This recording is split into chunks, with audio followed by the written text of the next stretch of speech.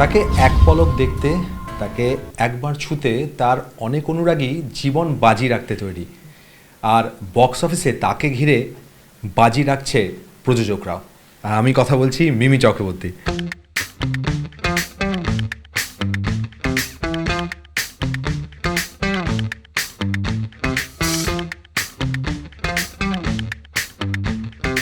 Welcome to TV nine Bangla. Thank you so much. তো যেটা বলছিলাম, বাজি শব্দটার সঙ্গে এত কিছু জড়িয়ে থাকে, তো তুমি কার জন্য বাজি মানে জীবন বাজি রাখতে চাইবে বা রেখেছো কোনোদিন বা ভাববে? জীবন বাজি রাখিনি আমি কারোর জন্য, আর রাখবো না, কারণ কি আগে জীবন থাকলে তবে না আমি সবার জন্য কাজ করতে পারবো, সবার জন্য দাঁড়াতে পারবো। So life, take care of yourself and then you can take care of others. Box অফিসে তোমার বাজি, বক্স অফিসে তো প্রযোজকরা বাজি লাগায় এবং এখানে আবার তোমার নায়কই প্রযোজক এবং সেখানে তোমার উপর বাজি লাগিয়েছে।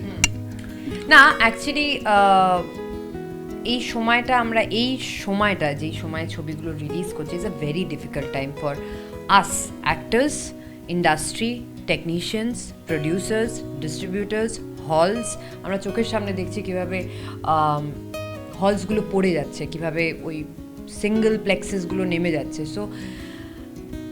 সো এই বছরটা একটা ভরসা, এই বছরটা একটা আশা যে মানুষে হয়তো যাবে, ছবিগুলো দেখবে। বিকজ ফ্র্যাঙ্কলি স্পিকিং সবাই একটা বিশ্বাস আর আশা নিয়ে ছবিগুলো করেছে, সব ছবি, আমি শুধু আমার ছবি বলবো না, যতগুলো ছবি রিলিজ করেছে, যে যাতে প্রডিউসার মানে ওরা ওটিটিতে না দিয়ে ছবিটা বড় স্ক্রিনে ওই আশার ভরসাটা, আস্থাটা মানুষের উপরে রেখে রিলিজ করছে। সো অনেকগুলো জিনিস বাজিতে আছে। তোমার সঙ্গে অনেক পুরনো কথা মনে পড়ে গেল যে তুমি সবসময় ভাবতে ওই বড় স্ক্রিনে আসবে, হাততালি পড়বে, কিন্তু এখন এমন ঘুরে গেছে বিষয়টা যে ওটিটি নির্ভর হয়ে যাচ্ছে। অনেকে বলছে যে হ্যাঁ, ওটিটি এখন ভবিষ্যৎ, মানে অনেকে ইন্ডাস্ট্রির, এবং তুমিও হয়তো ওটিটিতে কাজ করবে কোনো না কোনো, নিশ্চয়ই, কারণ এটা একটা মাধ্যম। কিন্তু কোথাও বিশেষ করে পুজোর সময় নিজের ছবি রিলিজ করা, এটার বোধহয় এই ফিলিংয়ের কোনো বিকল্প হয় না। এটা সত্যি বিকল্প হয় না, আর হলে গিয়ে ছবি দেখার তো বিকল্প আরই হয় না। কারণ কি হলে একটা হিরোর এন্ট্রিতে, একটা হিরোইনের এন্ট্রিতে যেরকম একটা সিটি পড়ে, যেরকম হাততালি পড়ে, যেরকম একটা গানে মানুষের দাঁড়িয়ে সিটি মারে, দ্যাট ইজ লাইক আমার এখনই গায়ে কাটা দিচ্ছে। ওটার জন্যেই আজকে আমাদের অস্তিত্ব, ওটার জন্যেই আজকে আমরা এখানে আছি, আর মানুষের ভালোবাসাটার জন্য। আর সেটা হলে গিয়ে না দেখলে না, ইটস লাইক, মানে এখন যদি আমি তোমায় বলছি যে এখন যদি তুমি জুরাসিক পার্ক ওটিটিতে দেখো, you might have the biggest LCD screen in your house, but ওই হলে গিয়ে দেখাটা is something you take with you. So hall is hall. আর ডেফিনেটলি আজকে ওটিটির মাধ্যমে world cinema is in front of our hands. So ওটা হয়তো আমিও কোনো দিন ওটিটিতে কাজ করব, বাট হলের ক্রেজটা, হলের ভালোবাসাটা, হলের উল্লাস উচ্ছ্বাসটা, ওই পপকর্ন হাতে নিয়ে বন্ধুদের নিয়ে ছবি দেখাটা, দ্যাট ফ্যামিলি এক্সপিরিয়েন্স। ইয়েস। তো প্রথম তোমার পুজোর রিলিজ মনে পড়ে? প্রথম পুজোর রিলিজের স্মৃতি মনে আছে? প্রথম পুজোর রিলিজ, হ্যাঁ, আমার প্রথম পুজোর রিলিজ মনে হয় শুধু তোমারই জন্য আর কাঠমান্ডু টুগেদার ছিল ফার্স্ট পুজোর রিলিজ। ইয়েস, অন্যরকম ফিলিং ছিল, কারণ নিশ্চয়ই তুমি যখন ছোট ছিলে বা ইভেন বড়ও যখন দেখেছো যে পুজোয় একটা রিলিজের একটা ধুম থাকে, তো সেখানে নিজের ছবি বেরোচ্ছেন। ছোটবেলায় তো বুঝতাম না পুজো রিলিজ কি হয়, কিসের জন্যে পুজো রিলিজ হয়। শুধু পুজোর সময় ছবি দেখতে যাব, হই হই করে সেজে গুজে ছবি দেখতে চলে যেতাম, আর অত কিছু মাথায় থাকতো না। কিন্তু যখন থেকে এই প্রফেশনে নামি তখন মনে হতো, ইস, আমার একটা পুজো রিলিজ হবে। অ্যান্ড তারপর যখন পুজো রিলিজ হয় তখন বুঝলাম, ও মাই গড, কতটা টেনশন থাকে। তারপরে একসাথে যখন তোমার দুটো রিলিজ থাকে তখন মনে হয়, ও মাই গড, এই ছবিটাও আমার, ওই ছবিটাও আমার, কি হবে। অ্যান্ড দেন নিজের মতো করে টেনশন থাকে একটা। সেই দিনও যা টেনশন ছিল আজও সেই টেনশনটা হয় with every box office release. আর এখন তো মনে হয় আরও হয় আগের থেকে বেশি। সো ইয়েস, এটাই বলবো দর্শককে যে হলে গিয়ে ছবিটা দেখুন, ভালো লাগবে, দ্যাটস ইট। আর পুজো বলতে কি মাথায় আসে? কারণ তোমার পুজোটা, তোমার যেমন মফস্বলে, আমারও মফস্বলে পুজো, তো ডিফারেন্ট একদম। তো পুজো বললেই তোমার মানে চোখের সামনে কি কি ভেসে আসে? দেখো, পুজো বলতে আমার যেটা আসে সেটা হলো সবার আগে শিউলি ফুল, মানে ওই শিউলি ফুলের গন্ধটা, ওই নস্টালজিয়াটা। ছোটোবেলায় আমাদের বাড়ির বাগানে ঢুকতেই একটা বিশাল শিউলি গাছ ছিল, সো ভোরবেলা হয় না শিউলি ফুলগুলো টপ টপ করে পড়তো ওই কুয়াশার মধ্যে। আর আমার আর দিদি ভাইয়ের, আমার দিদির দুটো ঝুড়ি রাখা থাকতো। সো কে আগে গিয়ে শিউলি ফুলটা কোড়াবে, so that was like a কম্পিটিশনের কিন্তু কোনো ইয়ে নেই যে এটা জিতলেও কে দেওয়া হবে, জাস্ট কম্পিটিশন। কে ফ্রেশ শিউলি ফুল কোড়ালো আর কে লেটে কোড়ালে হয় না একটু ব্রাউনিশ হয়ে যায় আর ফ্রেশ একদম সাদা থাকে, আর কে বেশি কোড়ালো। সো ওইটা থেকে আমাদের শুরু হতো পুজোর আমেজ। অ্যান্ড তারপরে মহালয়ার দিন সবার, আমাদের যেহেতু মফস্বলে বাড়ি, সবার বাড়িতেই মোটামুটি শিউলি ফুল গাছ অ্যান্ড এভরিথিং। তো ওই একটা নীলচে আকাশ। আর আমাদের মহালয়াতে সবাই খুব বাজি পোড়াতো ওইখানে, নর্থ বেঙ্গলে সবাই বাজি পোড়াতো, ওই চা খেত দাঁড়িয়ে। অ্যান্ড ওই আমরা ইয়ে শুনতাম, বীরেন্দ্র কৃষ্ণ ভদ্রের রেডিওতে চলতো, ওগুলো গায়ে কাটা দেওয়ার মতো ফিলিং। সো ভাবিনি ছোটোবেলায় যে বড়োবেলায় ওটাকে এত মিস করব। সো এখন বুঝি, তখন ছোটোবেলায় তো বলতাম হ্যাঁ ঠিক আছে ওই, তখন তো বুঝতাম না। তখন সকালবেলা ওই সময়টা চা, মানে ছোটো না আমরা, তো চা দেবে আমাদের, ওটা একটা ফিলিং। আজকে তো চা খেতে পারবো কাইন্ড অফ স্টাফ, কিন্তু ওগুলো যে এরকম মেমোরি হয়ে দাঁড়াবে বড়োবেলায় সেটা বুঝতে পারি। কারণ কি এইখানে কংক্রিটে থেকে ওই টিভিতে মহালয়া দেখা 4টের সময় উঠে, বা মহালয়া শোনা, ওইটুকুই, আর তো কিছু হয় না। আর বরাবরই সবাই জানে, মানে এখন হয়তো অনেক শান্তভাবে দেখা, কিন্তু তুমি খুব দুরন্ত ছিলে। তো আমার যেমন ছোটোবেলায় অভ্যেস ছিল, সারা বছর কোনোদিন এইসব অন্তত চুরি টুরি করতাম না, কিন্তু বন্ধুদের পাল্লায় পরে পুজোর সময় এর বাড়ি থেকে ফুল বা নানা কিছু, তো সেরম কিছু কি হতো না? যদিও তোমার বাড়িতে বলেছি, কিন্তু এই বেরিয়ে পড়া সবাই মিলে, বন্ধুরা মিলে। আমি না ছোটবেলা থেকে একটু ওই নেচার কনসার্নড, এ ছোটবেলা থেকেই ছিলাম, যে আমার মনে হতো হট করে গাছে, মানে এটা জানি না, no one has ever taught me this, so I use to talk to plants and still I talk to plants. মানে ছোটোবেলা থেকেই কথা বলতাম গাছের সাথে। So people use to think I am mad, মানে আমি ফুল তুললে বলতাম আমি না তোমার গায়ে থেকে একটা ফুল তুললাম, হ্যাঁ, মানে ছোটোবেলায় এটা হতো। অ্যান্ড এখন তো ওটা আরও স্ট্রং আমার ওই ফিলিংটা। অ্যান্ড ছোটোবেলায় যেন কোনো দিন না গাছের গায়ে থেকে না টেনে ফুল ছিঁড়তাম না। না, আমি তো কোনোদিন বাজি ফাটাতাম না, আমি বাজি ফাটাতাম না। This were things inside me since I was young. So দেখতাম বাজি, দেখতাম মানুষে পোড়াতো অ্যান্ড অল, বাট আমি এনজয় করতাম না। কারণ কি না, ওই আমাদের অনেক কুকুর ছিল, মানে রাস্তায় প্রচুর কুকুর থাকতো। তো কুকুরগুলো কি করতো, অনেক দূরে চলে যেত আর বিস্কিট খাওয়াতো আমার মামা সবাইকে, অনেক দূরে। ওটা আমার ভাল লাগতো না, আই ডোন্ট নো, বাট ওটা আমার পছন্দ ছিল না। বাট আমাদের ওখানে কন্টিনিউয়াস বাজি পড়তো, কেউ কাউকে হার্ম করতো না, বাট বাজি পোড়াটা was a ritual there, but with time it vanished. তোমার পুজোর মধ্যেও তো একটা প্রেম থাকে, তো তুমি পুজোয় কতগুলো এখনো অবধি পেয়েছিলে? মানে এখন আর পাবে না, এখন কেউ ধরবে না, মানে সামনাসামনি পাবে না, প্যান্ডেলে গিয়ে পাবে না, আলাদা করে ফোনে পাবে। ও বাবা, মানে পাবে। ও মা গো, এই জন্যই আমার প্রেমটা হচ্ছে না, দেখলে তো। আচ্ছা যাই হোক, না অপেক্ষা কিন্তু আছে, হ্যাঁ জানি। বাবা না, আমি কারো অপেক্ষা, হোয়াট ইজ দিস। আচ্ছা যাই হোক, এটা প্রেম, এই যে বল না পুজোর প্রেম, পুজো প্রত্যেকবার আমি একটা কথা বলি যে আমার কোনোদিন পুজোর প্রেম হয়নি। কেন কি, যেই সময়টা সবাই সেজে গুজে পুজোতে যেত, প্যান্ডেলে যেত, আমার দিদির ইনফ্যাক্ট নিজের প্রেমিক, এখনকার হাজব্যান্ড, তখনকার প্রেমিক, এখনকার হাজব্যান্ড, মানে ওইখান থেকেই শুরু হয়েছিল, প্যান্ডেল থেকে। হ্যাঁ, কাইন্ড অফ, মানে আগে বলতো ওই পুজোটা না যেতেই হবে, বুঝতাম না যে কেন যেতেই হবে, যে আর আমাকে কোনো দিন নিয়ে যেত না। সো আমি একদিন, মানে হয় না ফলো করবো যে ব্যাপারটা কি হচ্ছে, তখন আমি হলো ও আচ্ছা এই ব্যাপার, তারপরে বাড়িতে এসে বলা অ্যান্ড স্টাফ। সো দিদিভাইকে কেস খাইয়েছিলাম, এইসবও করেছি আমি, বাট বিয়েটাও আমি দিয়েছি দুই বাড়িকে মানিয়ে, তখন তো ছোট ছিলাম। আর আমার কোনোদিন প্রেমটা হয়নি এই জন্যে, বিকজ আমি পুজোর সময় ক্যাপ ফাটাতে ব্যস্ত ছিলাম, ওই বন্দুকের ছোটো ছোটো ক্যাপগুলো হয়, নাগরদোলনা চলতে ব্যস্ত ছিলাম। আর সেই সময়টা আমার প্রচুর অ্যাসাইনমেন্টস আসতো, অ্যাজ ইন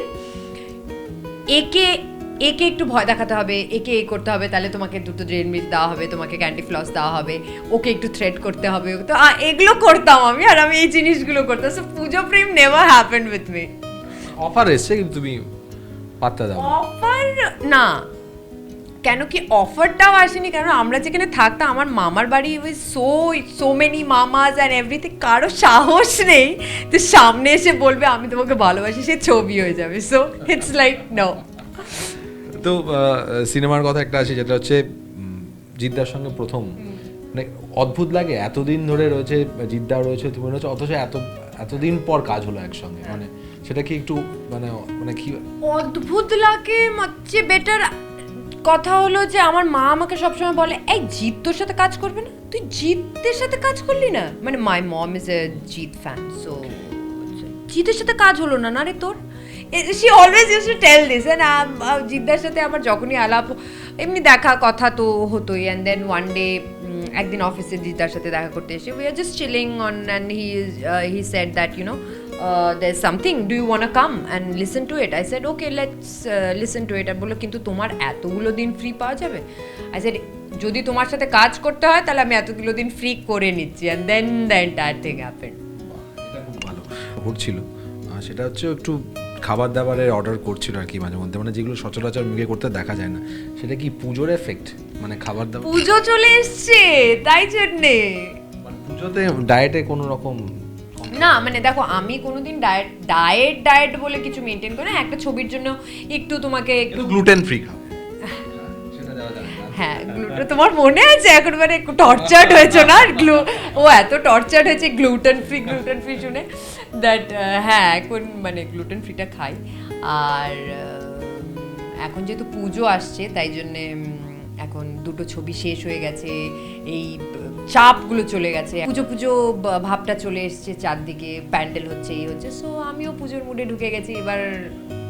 তো জামা কি গোনা হয় এখনো, মানে কটা কি গিফট?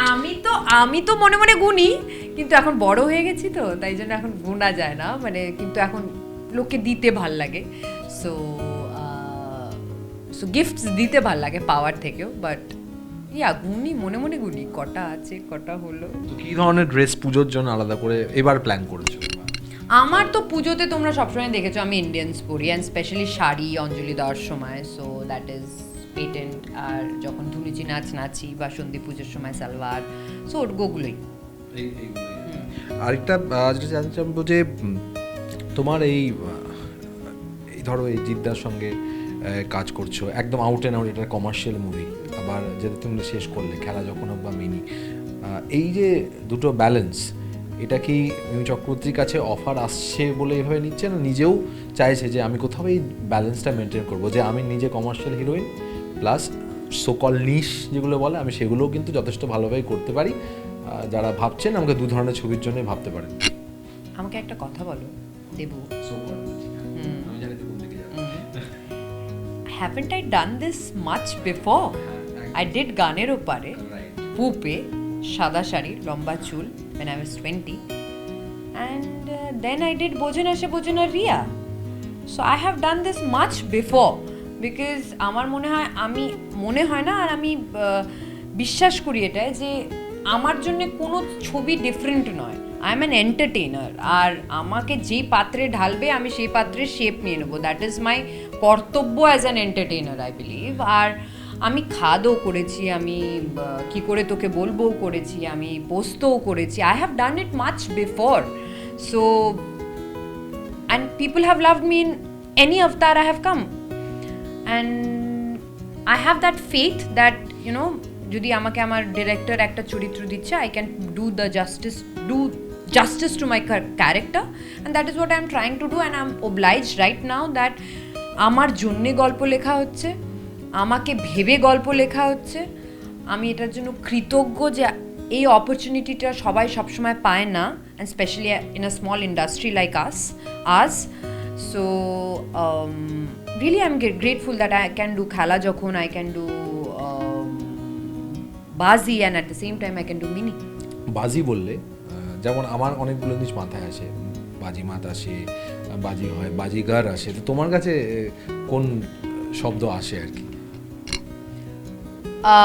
বাজি থেকে এখন আপাতত তো এই বাজি ছাড়া আর কোনো বাজি আসে না, কিন্তু সব সময়ের যেটা চির ফেভারিট হলো বাজিগর ও বাজিগর, অফকোর্স মানে এটা তো সব সময়কার ফেভারিট। না, আমার কোনো ফেভারিট অ্যাক্টর ওইভাবে নেই। মানে I like everyone and at the same time I admire all of their work, but ছোটবেলা থেকে I have been a Salman and Hrithik Roshan fan.